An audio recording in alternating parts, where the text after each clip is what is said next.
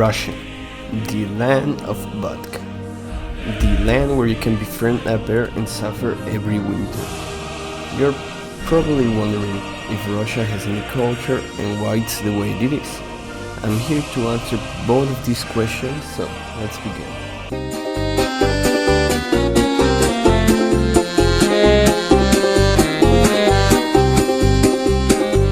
The history of Russia begins with the histories of the East Slavs. The tradition was started of specifically Russian history is the establishment of the Rus state in the north in 862, ruled by Vikings. Staraya Latka and Novgorod became the first major cities of the new union of immigrants from Scandinavia with the Slavs and Finno-Ugarians. In 882, Prince Oleg of Novgorod seized Kiev, thereby uniting the northern and southern lands of the eastern Slavs under one authority. The state adopted Christianity from the Byzantine Empire in 988, which led to the construction of the Russian Orthodox churches. The Russians will usually wear this clothing, eat this, and play the music that is in the background. They lived in relative peace until the Mongols tried to conquer all of Europe. The campaign was heralded by the Battle of Kolka River in May 1223, which resulted in a Mongol victory over the forces of several Rus principalities. The Mongols retreated, having gathered their intelligence, which was the purpose of the reconnaissance in force. A full-scale invasion of Rus by Batu Khan followed from 1237 to 1242. The invasion was ended by the Mongol succession process upon the death of Ogedei Khan. All Rus principalities were forced to submit to Mongol rule and became vassals of the Golden Horde, some of which lasted until 1480.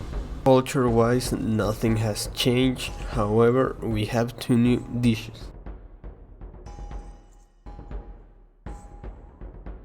The territories of the Grand Duchy of Moscow became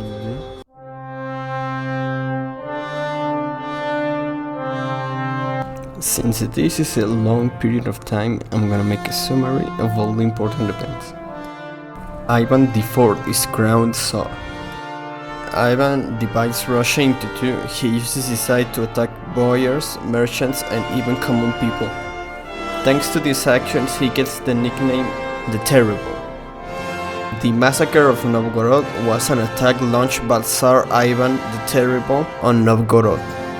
Ivan abandons the practices of oprichnina.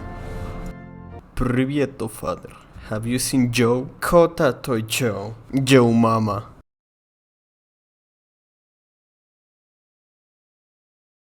Ivan the Terrible dies from a stroke while playing chess, and his son Fyodor is crowned Tsar. Ivan's younger son Dmitry Ivanovich dies at the age of 8. Fyodor dies without an heir, ending the Rurik dynasty. The Russian famine happens and kills 30% of the population. During this time, a man emerged claiming to be Dmitry Ivanovich. The false Dmitry is crowned Tsar. Russia enters in a civil war to see what family is going to be crowned Tsar. The false Dmitry is overthrown and Russia starts a war with Poland. Vasily Shaisky is proclaimed Tsar. Poland captures Shaisky and occupies the Kremlin. A group of Russian boyars signed a treaty of peace recognizing Ladislaus IV of Poland son of Polish king Sigismund III Beza, as Tsar. Izhemsky Sobor proclaims the boyar Mikhail Romanov as Tsar. The war against Polonia is ended with the Truce of Dulinok. A new legal code is created that says the boyars and the nobility need to protect the southern and western borders. In exchange, they receive land and peasants. Peter I gets Russia into the mainstream of European culture and politics. Between these times, one Russian decided to use his brain for good, and that Russian was Mikhail Lomonosov. He was the founder of the University of Moscow that has his name. While he was watching an eclipse, discovered the atmosphere of Venus, published the first map of Russia. He has a medal with his name, a city and a station. Googled celebrated his 300th birthday on the 19th of November of 2011. He also has a satellite, an Imperial Porcelain factory, an airport, and a part of the ocean with his name. Culture-wise, we have new clothing, but only if you are from the nobility or higher status. In order to ensure the security and continuing stability, the Tsardom of Russia. we reorganized into the first Russian. empire for a safe and secure society.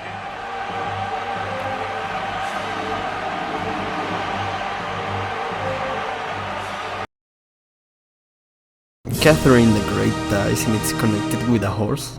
There's a war that lasts 7 years. Russia fights Napoleon 4 times. Napoleon tries to invade Russia, but thanks to the winter, he doesn't succeed.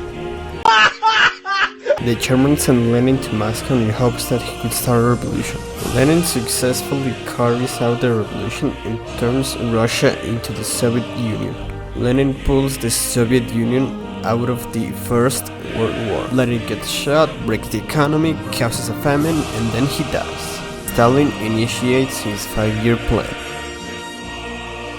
Hitler tries to invade Russia, and once again, thanks to the winter, he doesn't succeed.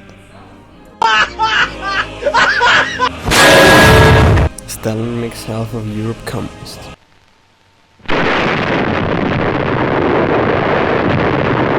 Полевой столб, поднимающийся с земли, быстро увеличился в объеме. Через несколько секунд после взрыва диаметр полевого столба составлял около 10 километров.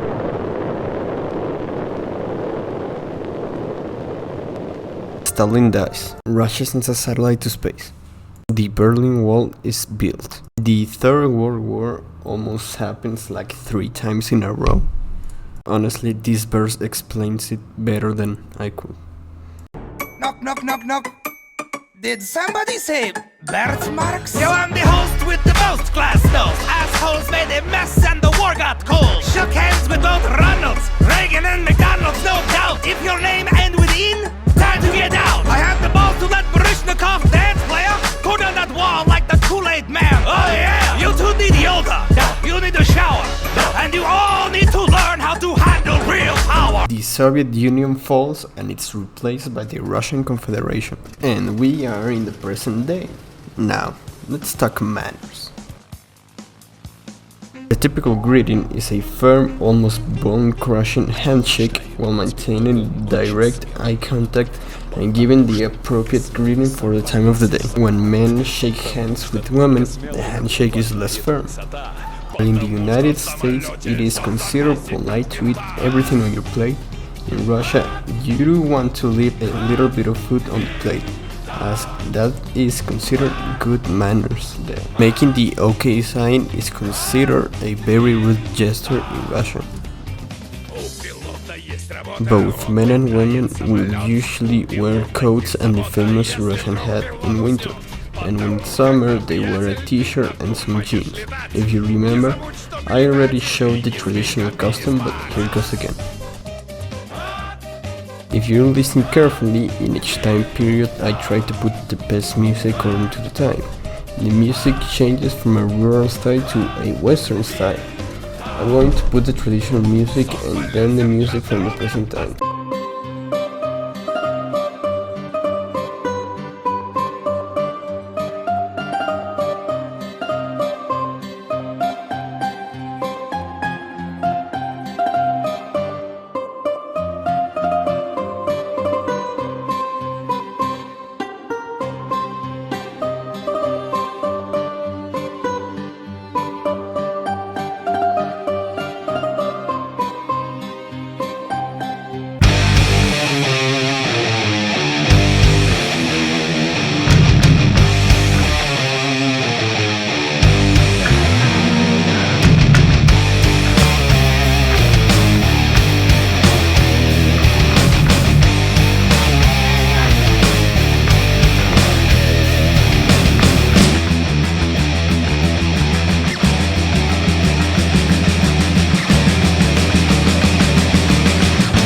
To be honest, I enjoy the Soviet Union anthem. The typical ethnic Russian instruments are the guzli, malaika, zalaika, balalaika contrabass, bayan accordion, gispi guitar, and garmoshka. The Russian traditional dance looks like this.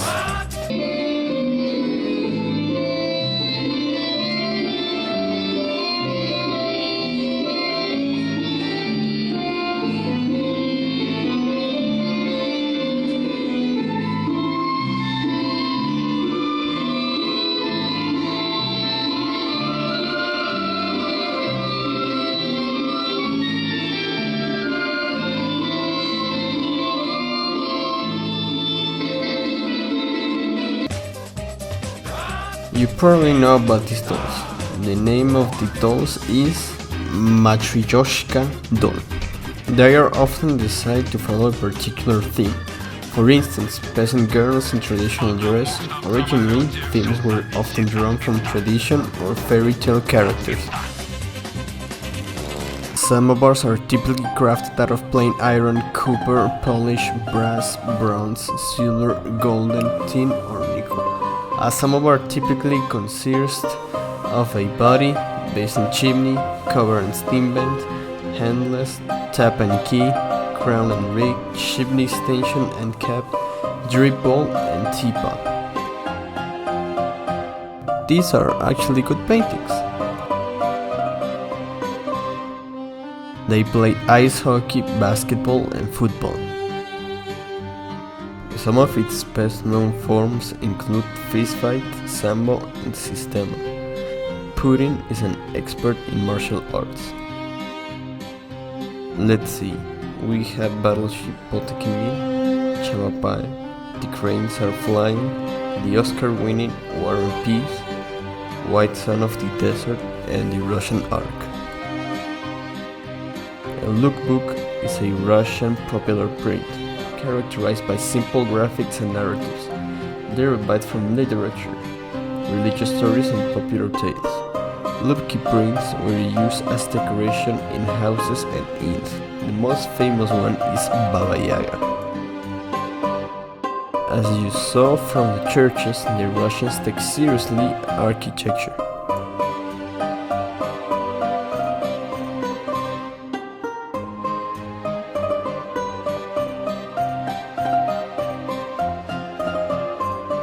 The most popular form of Russian humor are short fictional stories or dialogues with a punchline. Russian joke culture features a series of categories with fixed and highly familiar settings and characters. Surprising effects are achieved by an endless variety of plots. Russians love jokes on topics found everywhere in the world, be it politics, puss relations or mothers-in-law. You already heard about Lomonosov, so I'm just going to focus on the other 6 important stuff.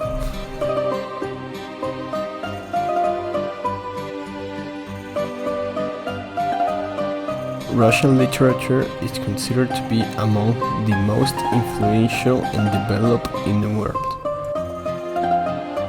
Some Russian writers like Tolstoy and Dostoevsky are known also as philosophers. The most famous Russian proverb is "All work and no play makes Jack a dull boy." I think the meaning of this proverb is to have a little fun from time to time.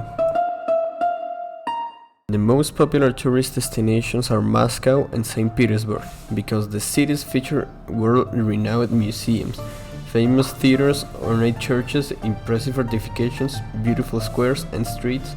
The warm subtropical Black Sea coast of Russia is the site for several popular ski resorts like Sochi, known for its beaches and wonderful nature. It's better to visit Russia in summer, unless you like freezing everywhere you go. But don't do the OK sign.